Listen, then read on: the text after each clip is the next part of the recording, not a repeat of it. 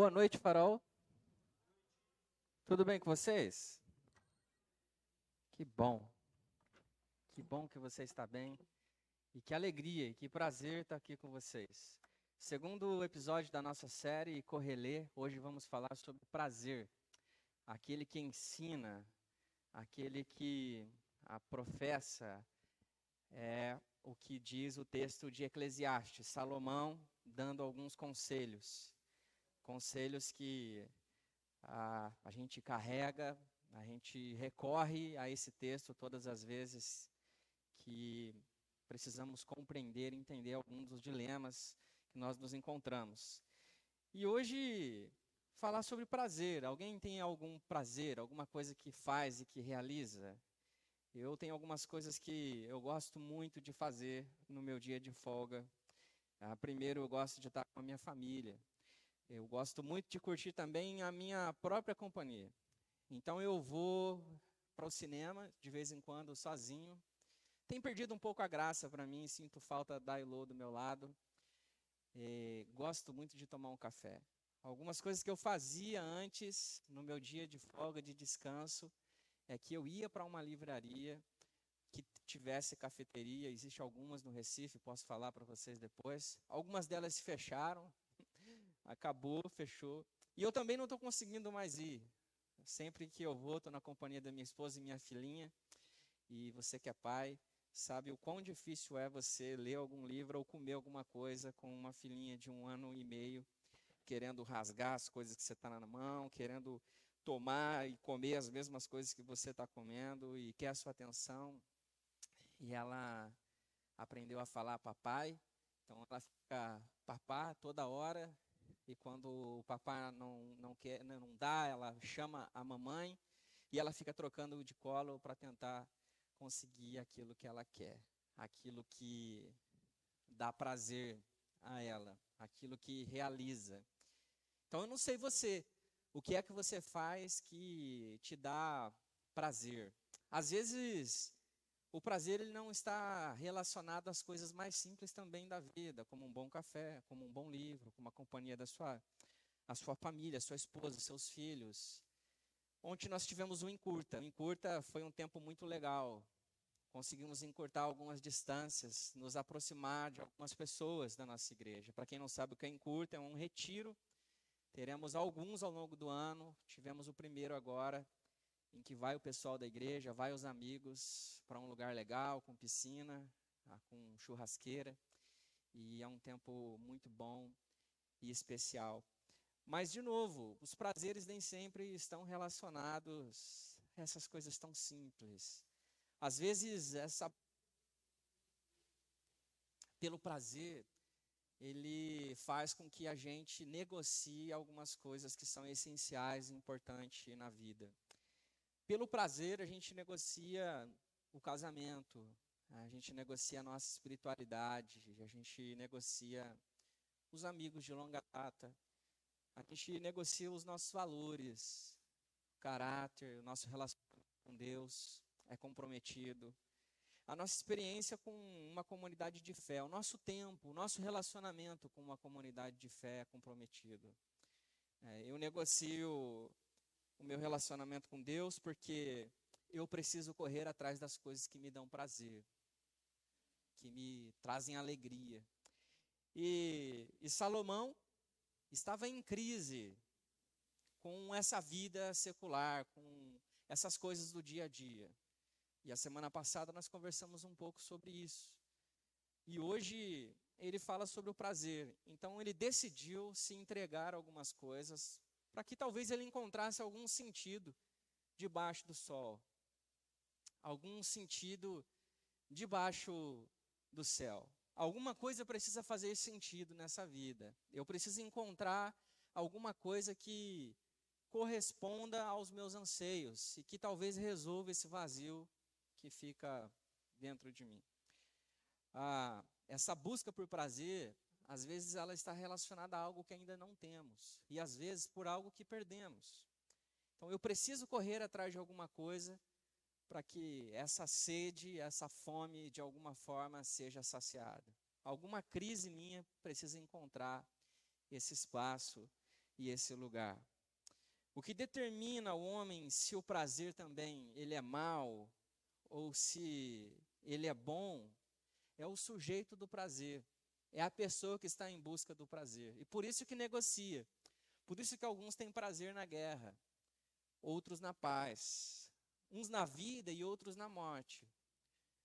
Uns nas junções, nos ajuntamentos, na comunhão, e outros no distanciamento, no isolamento, nas rupturas. E Salomão, conforme Eclesiastes 2, de 1 a 11, que é o texto que eu quero compartilhar com você hoje, descreve essa busca, essa procura por saciar essa sua necessidade de sentir prazer com as coisas dessa vida. E ele disse a mim mesmo, o texto narra, disse a mim mesmo. Você disse alguma coisa para você mesmo? Aquela conversa que você tem consigo mesmo? Venha, vamos experimentar o prazer, vamos procurar as coisas boas da vida. E eu descobri, porém, que isso também não fazia sentido. Portanto, eu disse, o riso é tolice. De que adianta buscar prazer? De que adianta buscar prazer? Depois de pensar muito, eu resolvi me animar com vinho. Resolvi resolver esse problema. E enquanto ainda buscava sabedoria, apeguei-me à insensatez. Assim procurei experimentar o que havia de melhor para as pessoas em sua curta vida debaixo do sol. Dediquei-me a projetos grandiosos, construindo casas enormes e plantando belos vinhedos. Fiz jardins e parques e os enchi de árvores frutíferas de toda espécie. Construí açudes para juntar água e regar meus pomares verdejantes. Comprei escravos e escravas, e outros nasceram em minha casa. Tive muito gado e rebanhos, mais do que todos que viveram em Jerusalém antes de mim. Juntei grande quantidade de prata e ouro, tesouros de muitos reis e províncias. Contratei cantores e cantoras, e tive muitas concubinas. Tive tudo o que um homem pode desejar. Tornei-me mais importante que todos os que viveram em Jerusalém antes de mim. Nunca me faltou sabedoria. Tudo o que desejei e busquei e consegui. Não me enganei, não me neguei prazer algum. No trabalho árduo, encontrei grande prazer, a recompensa por meus esforços. Mas ao olhar para tudo o que havia me esforçado tanto para realizar, vi que nada fazia sentido. Era como correr atrás do vento. Não havia nada que valesse a pena debaixo do sol. Nada que valesse a pena debaixo do sol. Senhor Jesus, que a sua palavra, ela encontre em nossos corações um solo fértil. Que essa palavra, ela caia como uma boa semente num bom solo. Ou num solo difícil, que pode ser transformado por aquilo que o Senhor está a falar conosco nessa noite, Pai. Em nome de Jesus. Salomão, ele encontrou o fracasso na sua busca por prazer, satisfação nessas coisas da vida. Essa busca que a gente vê ele aqui desesperado. Se a gente lê talvez com um certo entusiasmo de Salomão, esse momento, essa descrição de que ele procurou experimentar todas as coisas da vida. E ele descreve aquilo que tem valor para ele e para o seu tempo. Então eu fiz grandes coisas, construí grandes coisas, tive muitas coisas com valor. Ele fala da sabedoria, como ele não encontrou em outro lugar. Ele fala de como ele tinha domínio sobre outros reis, outros espaços, outras cidades, de como o poder dele se estendia. Tudo era muito grande, megalomaníaco. A gente vê o próprio Salomão dizendo o quanto ele era mais inteligente que os outros. Quando ele traça o seu caminho, o seu problema de futilidade, e ele mostra que toda a sua sabedoria não pôde resolver esse enigma da vida. Então, Salomão, ele argumenta agora que essa busca por prazer não pode saciar toda a minha necessidade. Toda essa ausência de espiritualidade que me conecta com o Senhor de todas as coisas. Primeiro, nós somos informados no texto de que existe uma resolução.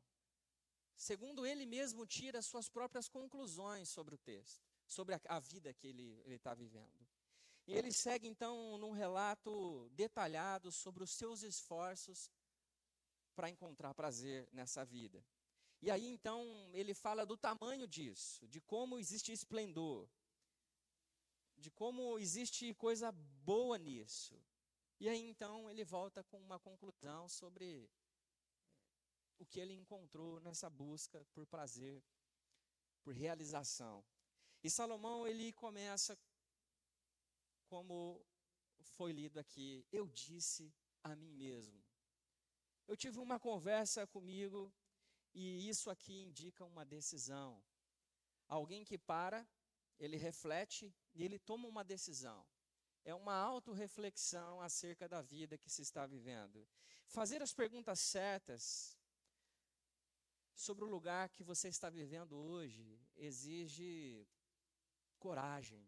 Você fez perguntas, ou você tem feito perguntas a si mesmo, sobre o lugar em que você está, sobre as decisões que você tem tomado, sobre o porquê você escolheu fazer isso que você está fazendo agora?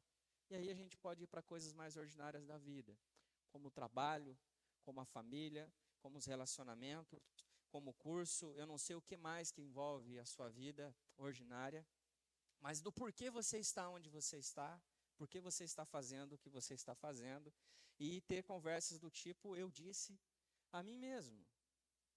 Eu disse a mim mesmo. Por que é que eu estou escolhendo neste momento da minha vida abrir mão do tempo e da energia que eu dedicava a determinada tarefa, da responsabilidade que eu assumia? Por que que eu estou negociando essas questões neste momento? Estou empenhando muito mais energia nessa outra? Por que que eu estou abrindo mão das coisas que eu estou abrindo hoje? Porque eu estou me apegando a essas outras coisas hoje? Por que é que eu tenho feito isso? É uma decisão. É uma decisão. Como é que você chegou a esse ponto? Você, assumindo ou não, você decidiu estar aonde você está. É uma decisão, mesmo que você não pudesse evitar chegar aonde você tem chegado.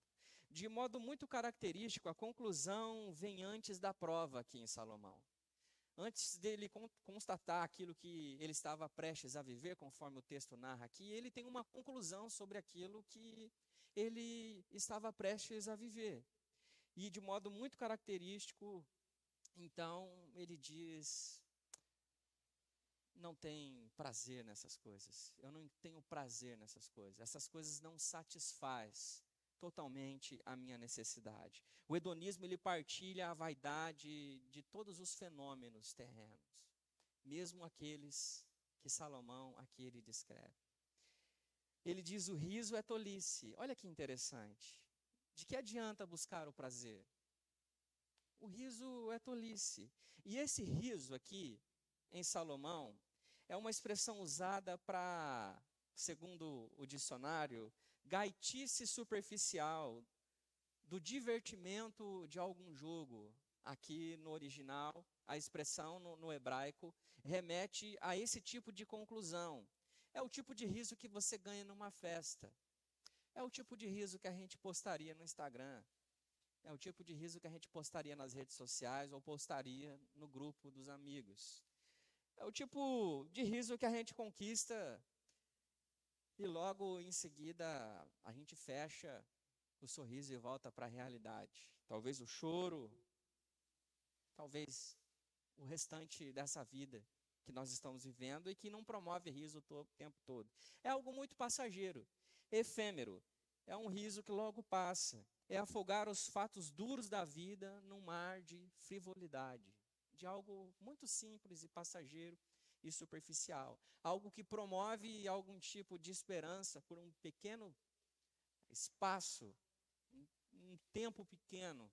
E por isso, esse tipo de riso, ele depende de uma agenda repleta de situações que promovem esse tipo de riso. Porque eu preciso dessa alegria, eu preciso dessa situação para preencher aquilo que eu ainda não encontrei. Quanto a essa alegria que Salomão aqui ele descreve, ele diz assim: para que é que serve isso? Você já chegou a essa conclusão? Para que serve isso? A gente às vezes quer tanto uma coisa, não sei se você já passou por isso. A gente deseja tanto uma coisa, a gente luta por isso. A gente vai atrás. E de repente, essa coisa, ela é conquistada. E quando você conquista e você vai usufruir, fala: olha, isso me traz muito menos alegria e satisfação e prazer do que eu imaginava que isso traria. E aí, rapidamente, a vida, ela vai nos dando outras oportunidades, vai criando em nós uma insatisfação que nos coloca a procurar uma outra situação que promova esse tipo de riso, que traga esse tipo de alegria, que promova esse prazer. Sabe, o que é que você tem procurado na sua vida para promover esse prazer e essa alegria? De que serve? Salomão diz. O que eu faço com isso? Será que isso de fato está promovendo algum tipo de mudança? As implicações da pergunta retórica aqui são óbvias. Todos os prazeres dignos e menos dignos, igualmente, deixam de satisfazer as necessidades do homem, cujos horizontes permanecem debaixo do sol, permanecem debaixo do céu. Esse espaço, essa visão, é como se você tivesse um quadro da vida e todos os seus prazeres estivessem limitados a esse ambiente. Ou a gente pode chamar isso de bolha. É como se todos os prazeres da vida, ele estivesse dentro dessa bolha. Esse universo pequeno, esse universo mensurável, esse ambiente que você consegue medir. E todos os prazeres da sua vida estão restritos a esse lugar, a essa visão. Então, essas perguntas, elas estão limitadas a esse quadro, a esse espaço, a esse limite que ele fala sobre em todo o texto de Eclesiastes, a todo tempo, debaixo do sol, debaixo do céu. Dentro desse espaço, dentro desse limite, nada faz sentido. E a ideia de Salomão é provocar que todas as coisas que acontecem dentro dessa visão não tem nenhum tipo de alegria que demore, que dure. Ela é passageira. Ela é como nada. Ela não me serve de muita coisa. Eu não consigo fazer muita coisa com esse prazer. A ideia é provocar de que esse prazer, essa alegria que você está esperando encontrar nessas coisas, ela não vem do lugar que você procura. Ela vem de outro lugar e ela transcende aos céus, ao sol. Ela vai mais longe. E ele, inclusive, não diz que essas coisas que promovem o riso, que é passageiro, elas também são proibidas. Elas não são superficiais porque elas são coisas da vida e da vida ordinária. Elas são porque toda a nossa expectativa está nessas coisas que são muito passageiras. Aquele que coloca sua esperança em Deus, aqueles que creem na obra redentora manifesta em Jesus, aquele que morreu por nós para que tivéssemos vida, aquele que ressuscitou para que tivéssemos vida, ele vive a vida com alegria nas coisas mais simples mesmo. Consegue observar e se satisfazer, consegue observar pequenas coisas e se satisfazer com pouca coisa. Porque não é sobre a quantidade, não é sobre essa exuberância aqui de Salomão. Das grandes coisas, grandes posses, dos grandes valores, não tem a ver com quanto você vai conquistar, Porque essa quantidade de coisa que você vai conquistar na vida, esse tanto de alegria, de riso que você vai promover, não vai criar aquilo que você está procurando nessas coisas. É outro lugar, é outro prisma. Não é esse. Salomão, ele entra em detalhes. A sua investigação, que está confinada a esse espaço debaixo do céu e debaixo do sol, ele começa a dar detalhes disso. Nessa vida, esses prazeres que estão limitados ao céu, ele não faz sentido. Não faz sentido. Você encontrou sentido em todas essas coisas que você tem vivido até aqui? O sentido está no trabalho? Até porque a impressão que eu tenho, para a maioria das pessoas que eu conheço, é que a gente começa alguma coisa tendo certeza na vida que é isso, e de repente as coisas mudam. Adolescência, essa crise existencial, e aí entra na juventude e diz: é esse curso que eu vou fazer na vida. Quando não muda de curso várias vezes, termina o curso e não está tão satisfeito, precisa se especializar dentro da área, porque ele descobre que tem muitas vertentes, muitas correntes, muitas possibilidades, e aí é como se voltasse do começo.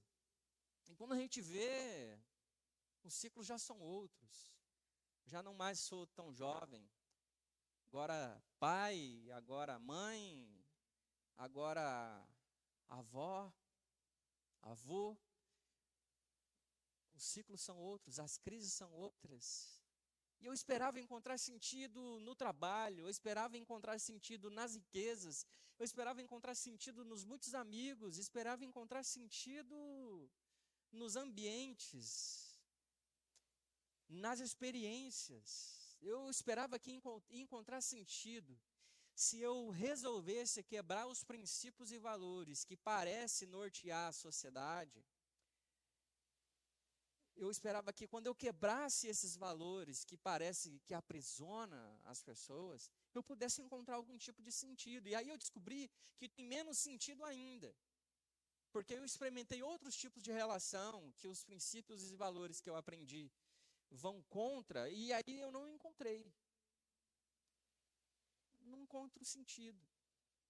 Salomão, ele entendeu até assim: eu vou me entregar ao vinho. Salomão se entregou ao vinho, e você? Ao vinho também? Alguns sim, outros não. Outros se entregam a outras coisas. Algum tipo de alucinógeno, alguma coisa que faz a gente sumir, por algum momento, tirar de nós a compreensão, a sanidade dessa vida insana. Que faz a gente, por algum momento, desaparecer essa ideia que eu tenho de mundo, a realidade das coisas, de que a vida não é tão romântica, de que o trabalho dos sonhos não é tanto um sonho assim. E aí eu preciso de alguma coisa que me traga para um universo, para um mundo, para um prisma que faz eu acreditar ou desacreditar daquilo que está diante dos meus olhos, daquilo que faz o meu coração sentir. Quanta dor, quanta tristeza nessa existência sem sentido. E aí então eu decidi entregar-me ao vinho. Salomão escreve, ou alguém escreve para Salomão: eu empreendi grandes obras, fiz grandes coisas, plantei grandes vinhedos, alguns deles até dado pelo pai Davi. Eu fiz grandes coisas, grandes coisas, grandes casas, mansões, grandes posses. E ele descreve exatamente aquilo que era valoroso para o seu tempo. Matas, grandes jardins, açudes.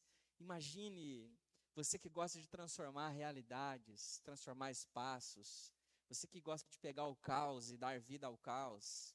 E ele pega esse lugar plano, sem nada, e ele começa a plantar, ele começa a construir buracos para fazer açudes, ele começa a represar as águas correntes. E quanta coisa ele estava fazendo, construindo jardins com casas de férias, de verão, e aquelas coisas lindas e todo mundo querendo saber. E aí eu quero ver o seu jardim especial com plantas raras de se ver, difícil de se cuidar.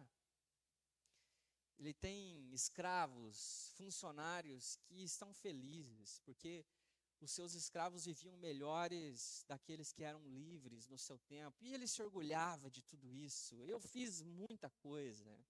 E imagine você descrevendo quanta coisa legal você fez da sua vida, aquela vida de Instagram, de como você tem sucesso, de como você obteve êxito em todos os seus esforços, tá? Tudo aquilo que você desejou, você lutou, conquistou e fez acontecer.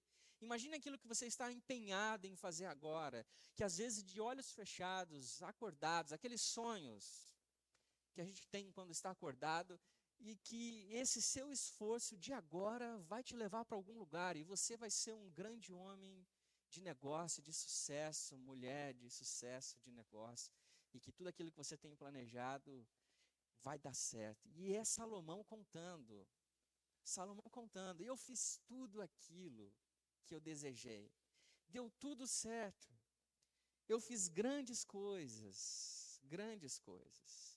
Outros livros foram escritos, profetas, reis mencionaram as coisas que eles herdaram na história, por aqui são heranças de todo esse momento do sucesso de Salomão.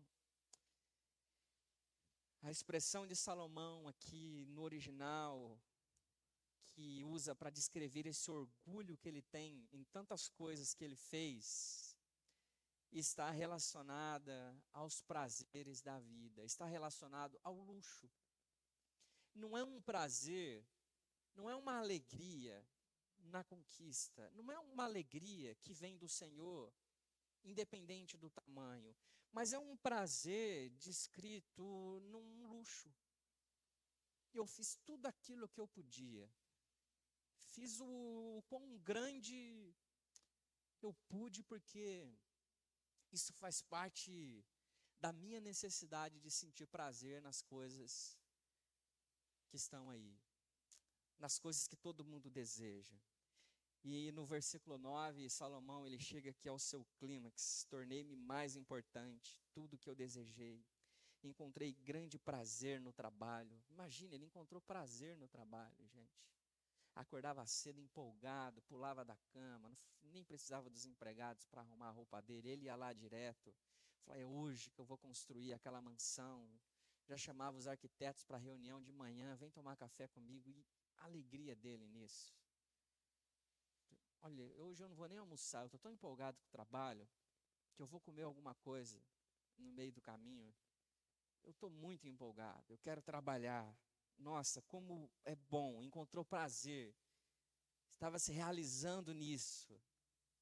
À medida que ele cresce em sabedoria, ele também cresce em riquezas. O texto vai narrando. E aí no versículo 10, olhos e coração indicam os aspectos que falam do exterior e também do interior, dos prazeres dele. Nada negou aquilo que os seus olhos podiam ouvir, aquilo que o seu coração podia sentir. Ele não negou nada disso, nada disso, nada. E aí a perícope termina com uma nota talvez mais triste e mais sombria. Porque não é possível um final ruim para uma pessoa que provou tudo que pôde. Não é possível.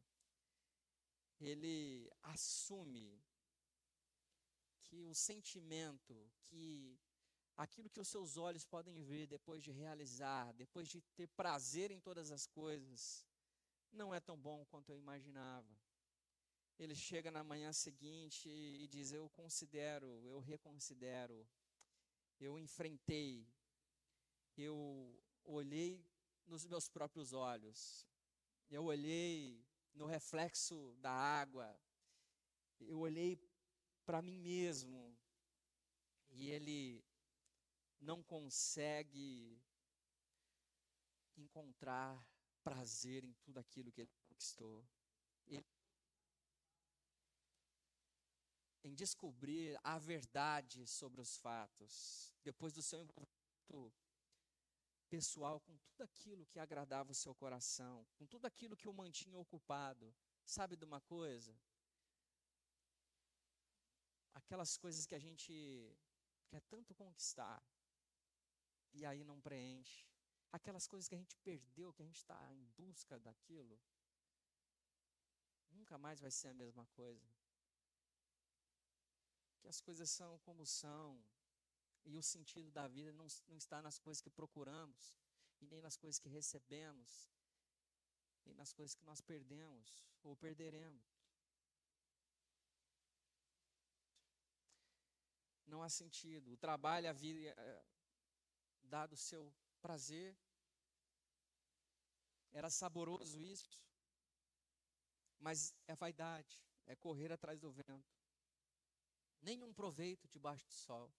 Ele chega a dizer no final do capítulo 1 que o trabalho é a sua própria recompensa, não é o salário que você ganha pelo trabalho. O sentido do trabalho é o próprio trabalho, mas de repente ele diz tudo vaidade, porque não é o próprio trabalho.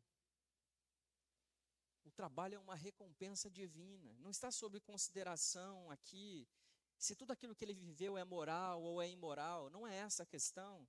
O que está sendo mostrado aqui é que tudo aquilo que é deste mundo,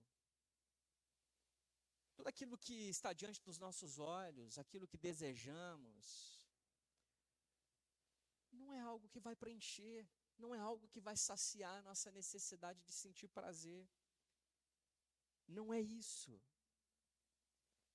Ele descreve, ao olhar para tudo o que havia me esforçado, no versículo 11, me esforcei tanto para realizar, vi que nada fazia sentido. É tipo os pais que investem nos filhos, e parece que os filhos vão para um lugar completamente diferente do lugar que imaginava.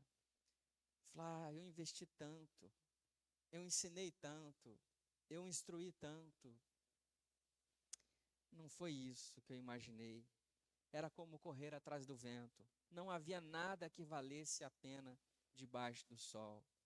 E existe muita frustração nos nossos dias, muita frustração no nosso coração, quando a gente busca satisfazer a nossa necessidade de prazer nas coisas deste mundo.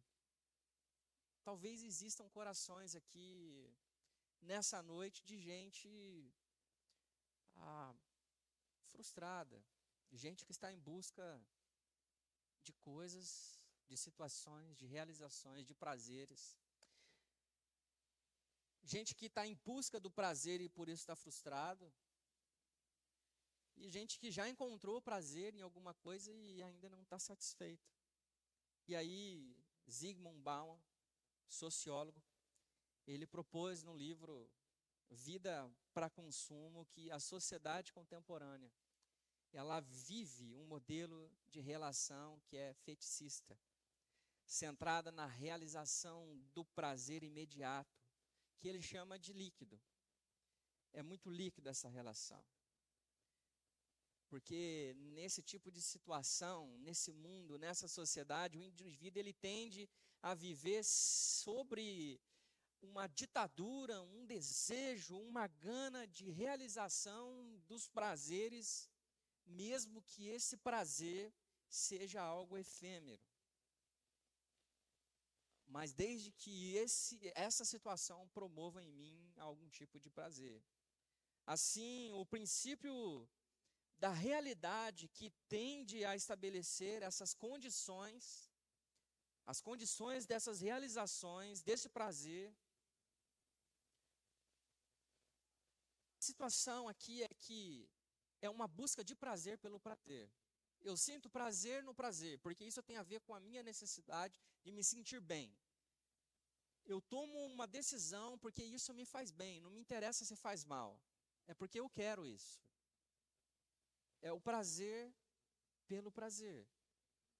Esse ambiente, essa busca impensada, não é uma situação em que eu olho nos meus olhos, eu olho no espelho e faço as perguntas. Nesse sentido, ele esclarece que numa sociedade de consumidores, essa minha relação é uma relação de mercado, onde eu sou uma mercadoria ou o outro é uma mercadoria desejável, ou não. Essa minha relação é uma relação de consumo. Eu sou o produto e eu preciso ser desejável para o mercado. Eu preciso estar apresentável para ser aceito pelas pessoas que eu gostaria de ser aceito. Não porque é a pessoa, não porque é o grupo, porque eu quero sentir prazer, alegria e satisfação em ser aceito por aquele grupo, por aquela pessoa. A aceitação não tem a ver em ser rejeitado pelo outro. Tem a ver com você aceitar aquilo. É o prazer pelo prazer, sempre. Eu sou um produto, o outro é um produto. Até quando? Até quando?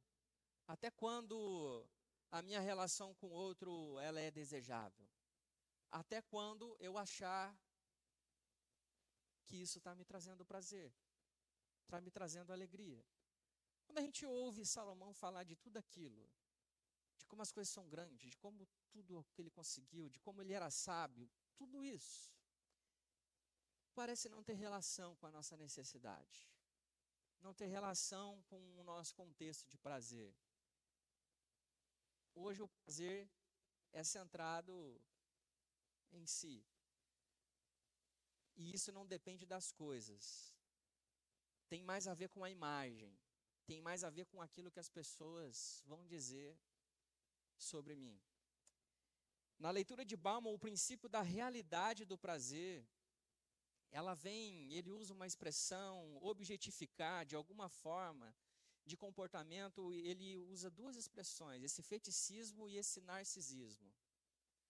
Essa coisa toda, ela se materializa de duas formas, o feticismo e o narcisismo. Ele muda aqui a questão da realidade. No feticismo, isso acontece porque o prazer ele ganha a forma de objetos, e esse objeto ele gera prazer, ele gera identidade, ele faz com que o outro deseje, e aí então, essa questão do feticismo, eu torno uma pessoa que tem desejo pelo objeto, por que eu vou causar nos outros. A segunda coisa é essa coisa do narcisismo. Uma coisa que acontece na dinâmica do convívio. Na minha relação com os outros, na interação entre os seres humanos, na minha relação com grupos, com a sociedade no geral, é essa autocontemplação, essa autoadmiração. É o que eu sinto por mim quando eu estou vivendo e quando eu estou em contato com os outros. O feticismo e o narcisismo. É o como eu torno as coisas o objeto do meu desejo, como eu desperto desejo nos outros, e esse narcisismo é de como eu me admiro neste mundo. É de como eu sou importante, de como eu sou desejável, de como eu sou bonito, de como eu gosto de mim.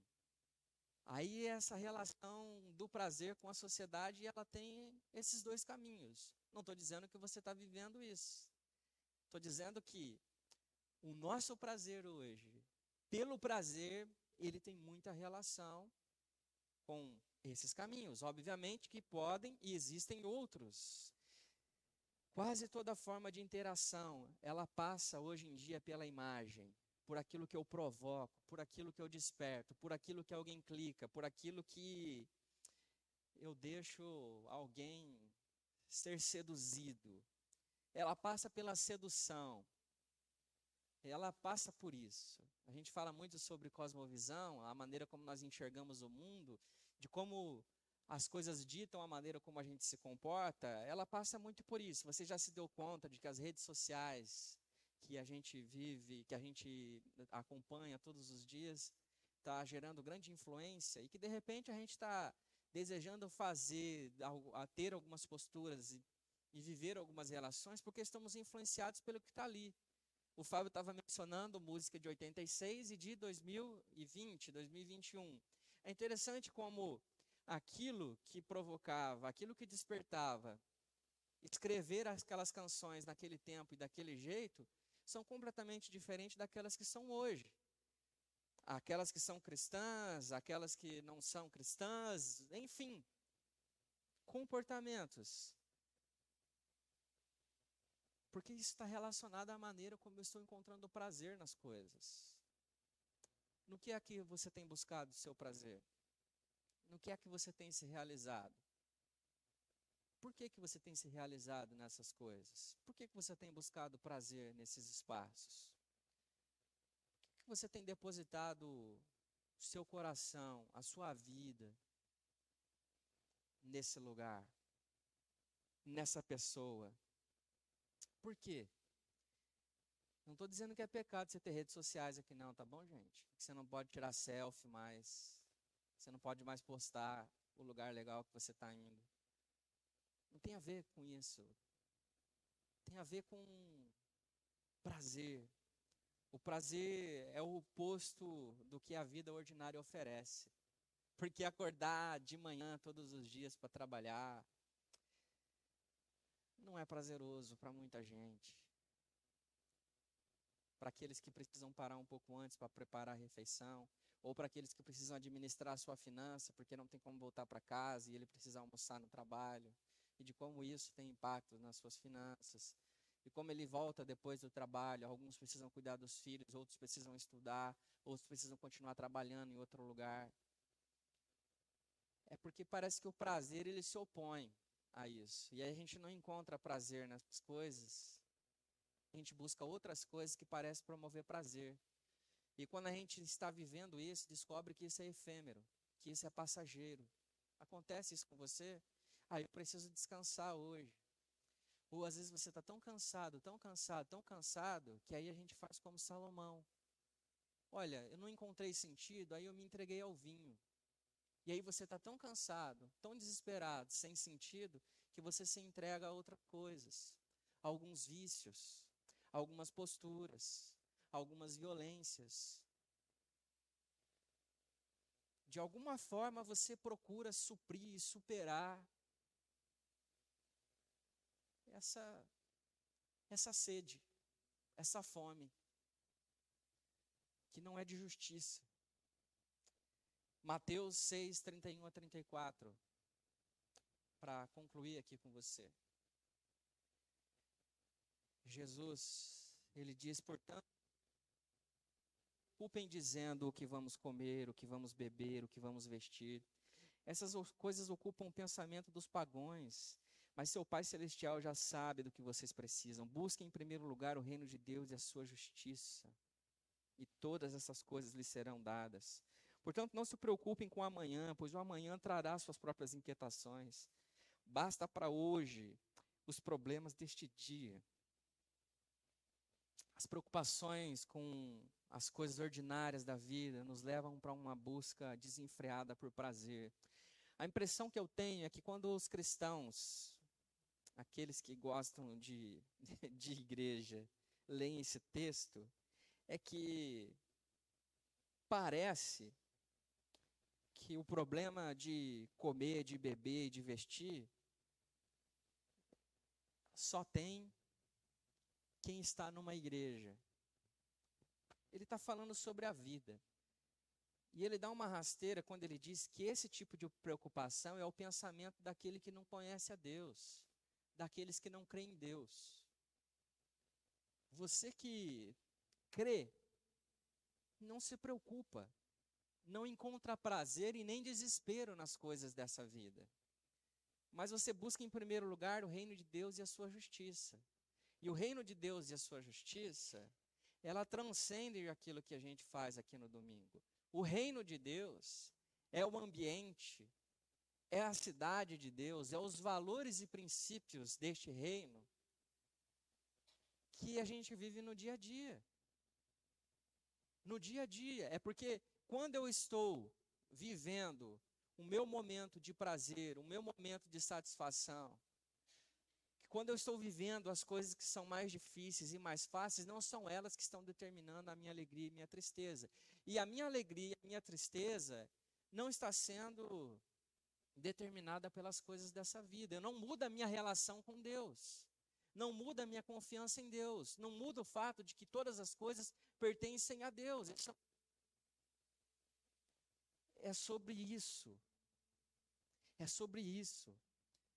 Porque antes de tudo, o meu prazer está no Senhor. No Senhor. Portanto, eu não fico me preocupando com o que está acontecendo amanhã. Eu não fico me preocupando que essa vida que eu estou vivendo agora, ela vai me dar menos ou ela vai me dar mais. Menos ou mais. Salomão disse para nós, viveu por isso. Talvez a gente não chegue às condições de Salomão para poder dizer, puxa vida, eu tive muito dinheiro, construí muita coisa e não encontrei satisfação nisso. Mas a gente pode aprender com as lições de Salomão e entender que essa preocupação é característica daqueles que não creem em Deus. Coloque o seu coração no lugar. Debruce em conhecer a Deus e ao seu reino. O que significa reino de Deus? É um lugar diferente desse que eu estou vivendo? Ou é uma maneira diferente de viver neste lugar e essa vida que eu estou vivendo? No reino de Deus, não somos privados dos prazeres, mas as nossas satisfações não estão nos prazeres. Não estão nos prazeres. As suas decisões últimas foram tomadas pensando se essa era a vontade de Deus ou na satisfação nos prazeres dessa vida. As decisões que você tomou por último agora, é porque era uma direção de Deus que correspondia aos princípios e valores divinos, ou tinha exatamente a ver com o seu coração enganoso?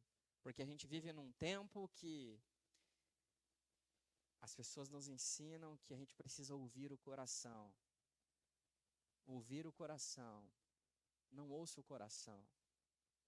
Tome decisões racionais, baseadas naquilo que Deus disse para você. Em nome de Jesus.